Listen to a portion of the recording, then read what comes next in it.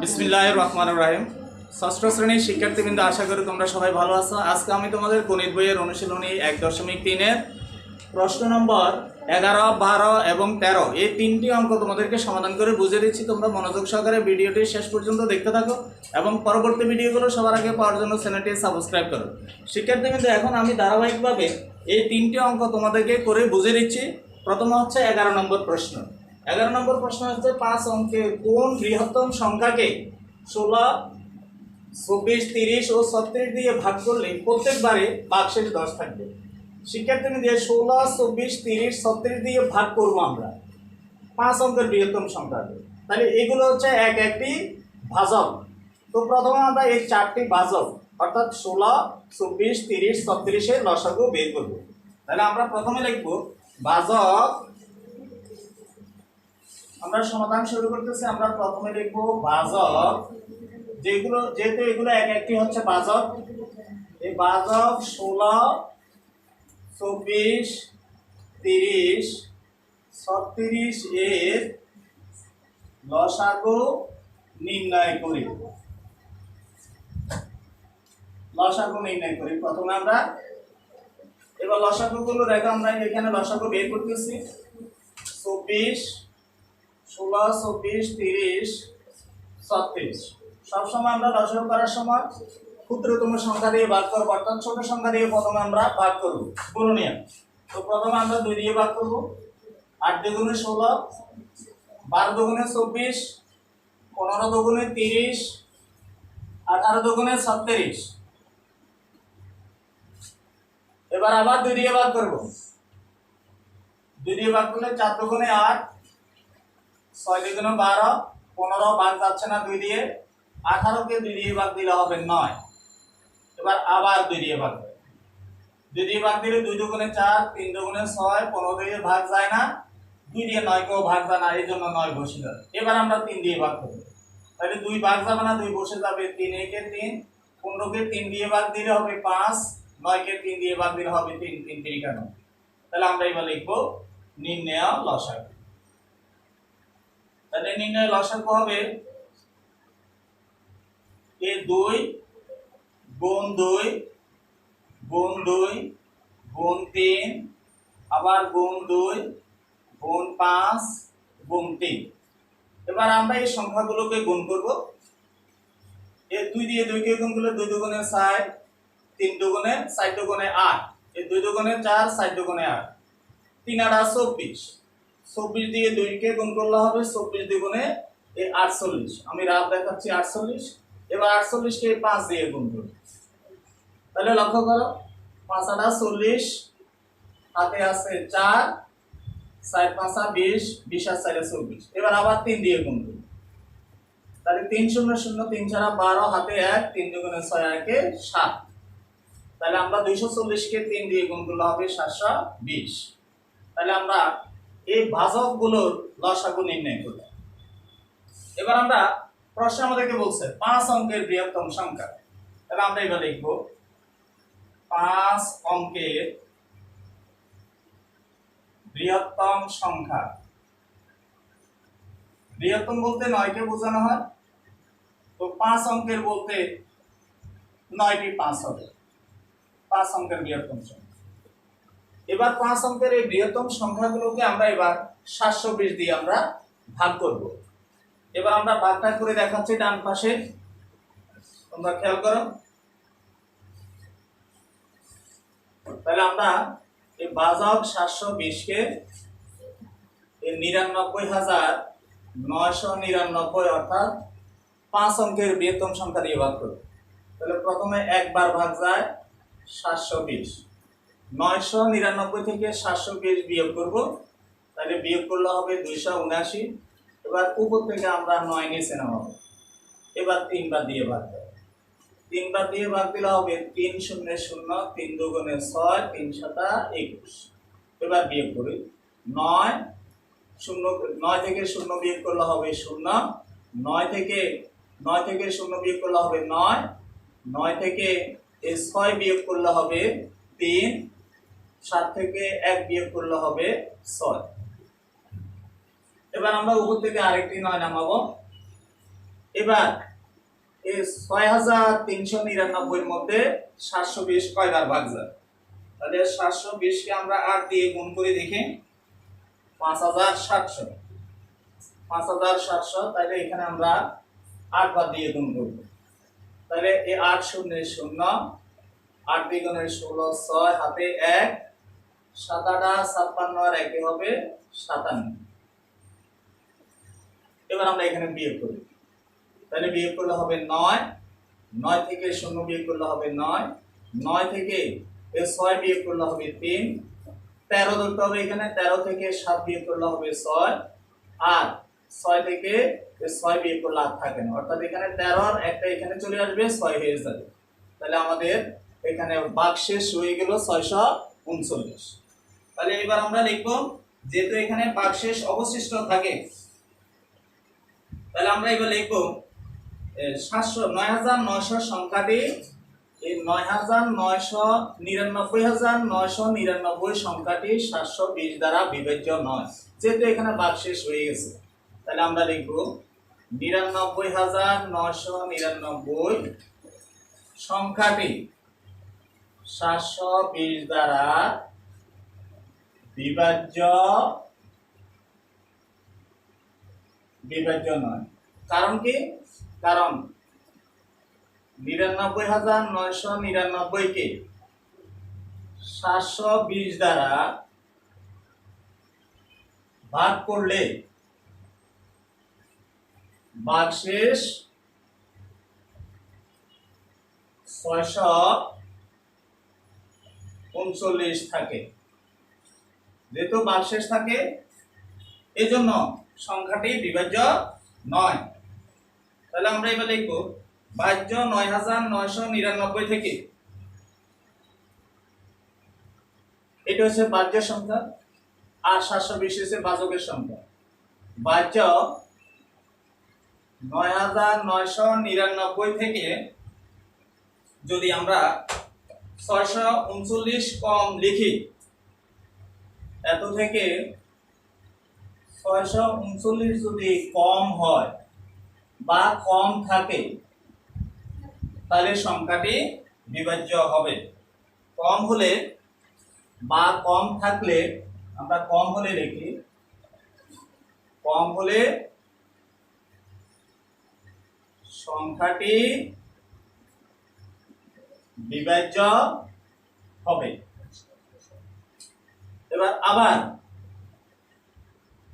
এবার আমরা আবার লিখতে পারি ভাজক 720।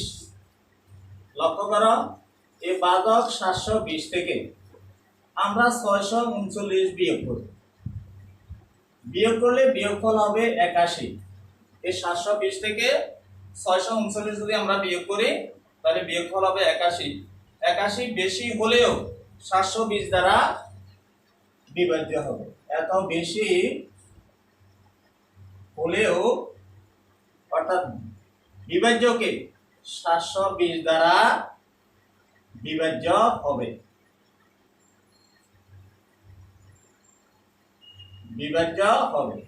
কিন্তু এই ভাজক যদি 81 বেশি হয় তাহলে আমাদের বিভাজ্য সংখ্যাটি অর্থাৎ এটি 6 অঙ্কের হয়ে যায়। এজন্য আমরা লিখব কিন্তু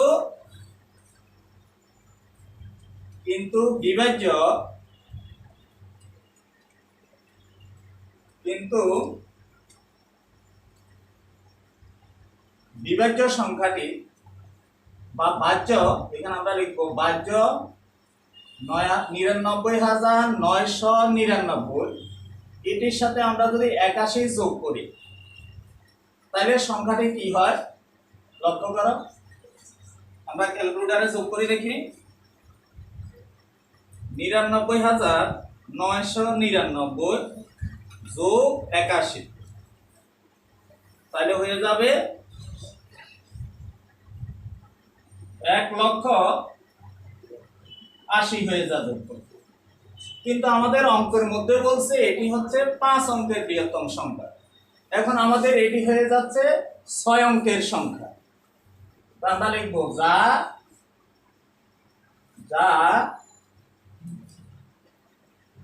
6 অঙ্কের সংখ্যা, কিন্তু প্রশ্ন আমাদেরকে বলছে 5 অঙ্কের বৃহত্তম সংখ্যা, তাহলে এই মানটিও গ্রহণযোগ্য নয়।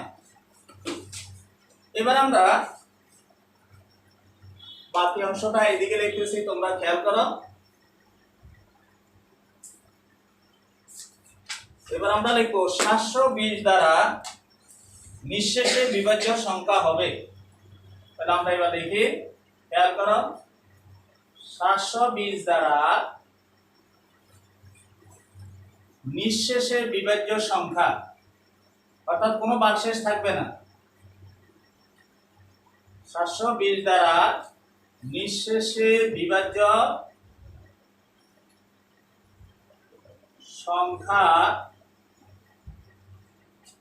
সংখ্যাটি হবে সমান এই 99,000, অর্থাৎ 5 অঙ্কের বৃহত্তম সংখ্যা থেকে আমরা ওই ভাগশেষ 639 থাকে সেটি বিয়োগ করব।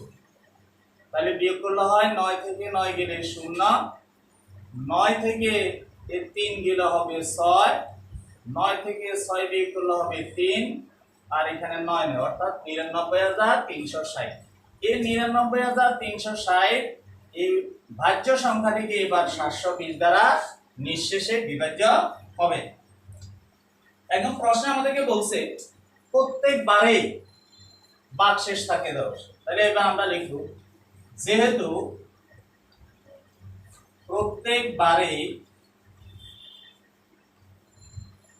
ভাগশেষ 10 থাকে, প্রত্যেকবারে ভাগশেষ 10 থাকে, এই জন্য আমরা এই সংখ্যাটির সাথে 10 যোগ করব, কারণ এটা হচ্ছে বিভাজ্য সংখ্যা। এই বিভাজ্য সংখ্যাকে, অর্থাৎ এই ভাজ্য 99,360 কে 720 দ্বারা এখন নিঃশেষে বিভাজ্য, অর্থাৎ এই 99,360 কে 720 দিয়ে ভাগ করলে আর কোনো ভাগশেষ থাকে না। তাহলে আমাদেরকে প্রশ্নে বলছে ভাগশেষ 10 থাকবে, এই জন্য আমাদেরকে এই 99,360 এর সাথে 10 যোগ করতে হবে।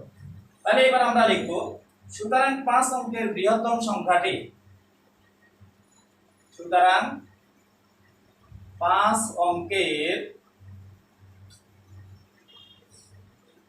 বৃহত্তম সংখ্যাটি হবে, বৃহত্তম সংখ্যাটি হবে সমান এর 99,360 এর সাথে ওই ভাগশেষ যে অবশিষ্ট থাকে সেই ভাগশেষ 10 আমরা যোগ করব। তাহলে এবার যোগ করলে হবে 99,370। তাহলে আমাদের এই 11 নম্বর প্রশ্নটির উত্তর হবে 99,370। এটি হচ্ছে 5 অঙ্কের বিভাজ্য সংখ্যা। তাহলে এবার আমরা লিখব উত্তর 99,370। শিক্ষার্থীবৃন্দ, এখন আমি তোমাদেরকে 12 নম্বর প্রশ্নটি সমাধান করে বোঝাচ্ছি। 12 নম্বর প্রশ্নে বলা হয়েছে, কোন বাস স্ট্যান্ড থেকে 4টি বাস একটি নির্দিষ্ট সময়ে পথ যথাক্রমে 10 কিলোমিটার, 20 কিলোমিটার, 24 কিলোমিটার ও 32 কিলোমিটার পথ অতিক্রম করে। কমপক্ষে কত দূর পথ অতিক্রম করার পর বাস 4টি একত্রে মিলিত হবে? তাহলে শিক্ষার্থীবৃন্দ, তোমাদেরকে আমি এর আগেও বলছিলাম, ক্ষুদ্রতম, ন্যূনতম, কমপক্ষে, সবচেয়ে ছোট যদি উল্লেখ করা থাকে তাহলে আমরা ওই অঙ্কের লসাগু নির্ণয় করব। আমি আবার বলছি, তোমরা খেয়াল করো, ক্ষুদ্রতম, কোন অঙ্কের লাইনের ভিতরে যদি ক্ষুদ্রতম লেখা থাকে, ক্ষুদ্রতম, ন্যূনতম, তারপর হচ্ছে কমপক্ষে, কমপক্ষে, তাহলে ক্ষুদ্রতম, ন্যূনতম, কমপক্ষে, সবচেয়ে ছোট, সবচেয়ে ছোট, এই শব্দগুলো যদি প্রশ্নে থাকে তাহলে আমরা ওই অঙ্কগুলোর লসাগু নির্ণয় করব, লসাগু নির্ণয় করতে হবে। তাহলে যেহেতু এখানে এই প্রশ্নের মধ্যে আমাদের এখানে এই কমপক্ষে কথাটি আছে, এই জন্য আমরা এখানে এই অঙ্কের লসাগু নির্ণয় করব। যেহেতু এখানে ন্যূনতম বা কমপক্ষে কথাটি উল্লেখ করা আছে, তাহলে এবার আমরা লিখব যে এই সংখ্যাগুলোর লসাগু যত, অর্থাৎ 10, আমি সমাধান এবার শুরু করতেছি, লক্ষ্য করো। এ 10 সংখ্যা 10 কিলোমিটার, 20 কিলোমিটার, 24 কিলোমিটার, 32 কিলোমিটার। এই সংখ্যাগুলোর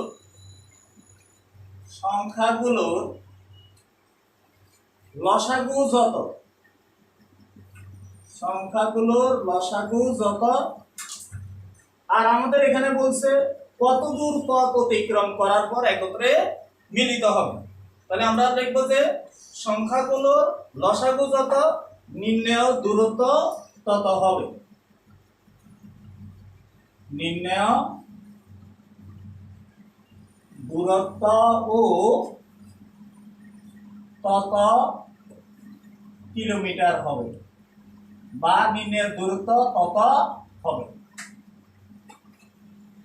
এবার আমরা এই সংখ্যাগুলো লসাগু নির্ণয় করি। তাহলে 10, 20, 24, 32। আমরা এবার লসাগু বের করতেছি। প্রথমে 2 দিয়ে ভাগ দিব। 5 দ্বিগুণে 10, 10 দুগুণে 20, 12 দুগুণে 24, 16 দুগুণে 32। 2 দিয়ে ভাগ করলাম, সংখ্যা 4টি।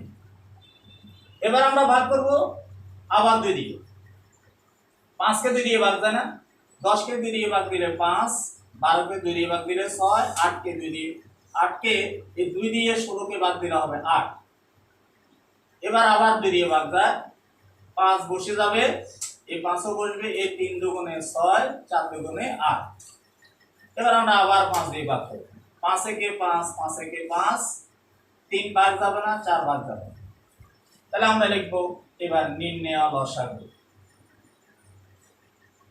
নির্ণেয়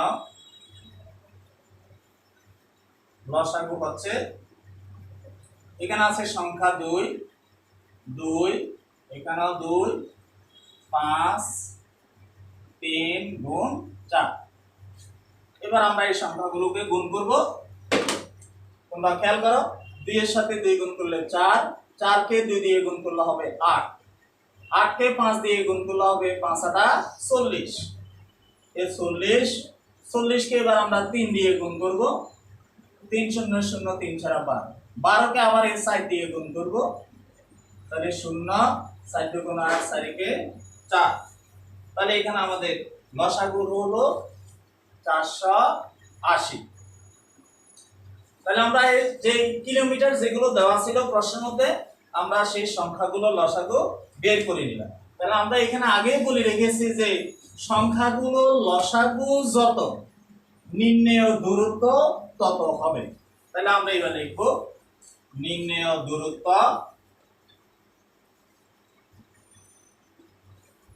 দূরত্ব 480 কিলোমিটার।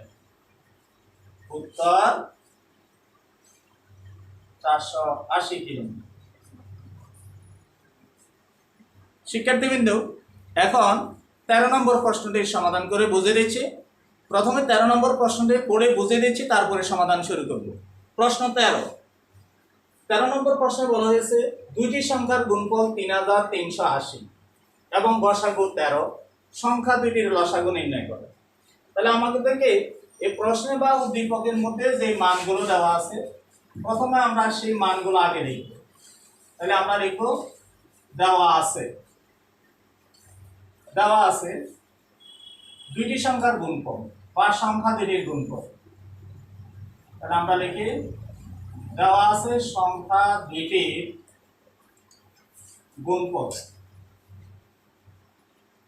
3380, সংখ্যা দুইটির গুণফল 3380 এবং প্রশ্নে গসাগুর মানটি দেওয়া আছে। তাহলে গসাগু হচ্ছে 13। এই দুইটি মান উদ্দীপক থেকে আমরা দেখে লিখলাম। এবার আমরা জানি, আমরা সূত্র লিখব এখানে। আমরা জানি সংখ্যা দুইটির গুণফল বা দুইটি সংখ্যার গুণফল একই কথা। আমরা জানি সংখ্যা দুইটির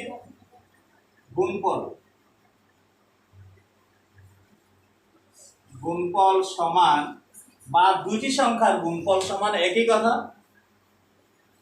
সংখ্যাদ্বয়ের লসাগু, বা আমরা আগে গসাগু লিখতে পারি। সংখ্যাদ্বয়ের গসাগু গুণ, এবার লিখবো সংখ্যাদ্বয়ের লসাগু। এই সূত্রটি তোমার মুখস্থ জানা থাকতে হবে এবং এটা মুখস্থ করে নিবে তোমরা। তাহলে এটি হচ্ছে সূত্র। আমরা জানি সংখ্যা দুটির গুণফল সমান বা দুটি সংখ্যার গুণফল সমান সংখ্যাদ্বয়ের গসাগু গুণ সংখ্যাদ্বয়ের লসাগু। এবার আমরা এখানে মান বসাই দিচ্ছি, তোমরা লক্ষ্য করো। এই সংখ্যা দুটির গুণফল আমরা উপর থেকে বসাই নিচ্ছি 3380 ইজ ইকুয়াল টু, অর্থাৎ সমান চিহ্ন। এবার সংখ্যাদ্বয়ের গুণফল এখানে লেখা আছে উদ্দীপকের মধ্যে 13, এরপরে গুণ সংখ্যাদ্বয়ের লসাগু বা সংখ্যা দুইটির লসাগু। 2 মানে 2, তাহলে সংখ্যা দুইটির লসাগু। এবার আমরা পক্ষান্তর করব। এই মান দুটিকে বাম পাশে লিখবো, বামের সংখ্যাকে ডানে নিয়ে যাচ্ছি, এটিকে বলা হয় পক্ষান্তর। তাহলে 13 গুণ সংখ্যা দুইটির লসাগু ইজ ইকুয়াল টু 3380। এবার আমরা লিখব সংখ্যা দুইটির লসাগু সমান। এই লসাগু যখন বের করব, এই 13 দিয়ে 3380 কে ভাগ করব। তাহলে 3380 কে আমরা 13 দিয়ে ভাগ করব। তোমাদের বীজগণিতের অনুশীলনী 5 এর মতো আমরা যেভাবে সমাধান করি সেভাবে। তাহলে সংখ্যা দুটি যখন লসাগু বের করব, তখন 13 সংখ্যা এটা দিয়ে আমরা এখানে ভাগ করতে হবে এটাকে। তাহলে এবার আমরা লিখব সংখ্যা দুইটির লসাগু। আমরা এখানে রাফে তোমাদেরকে বারটা করে দেখাচ্ছি। এই 13 দিয়ে 3380 কে ভাগ করব। তাহলে প্রথমে 2 বার দিয়ে ভাগ যায়, এর 13 দুগুণে 26। তো 13 থেকে এই 6 বিয়োগ করলে হবে 13 ধরতে হবে এখানে, 13 থেকে 6 বিয়োগ করলে হবে 7, আর ভাগ যায় না। আর এখানে 3 থেকে 3 বিয়োগ করলে 0, উপর থেকে এবার 8 নামাচ্ছি।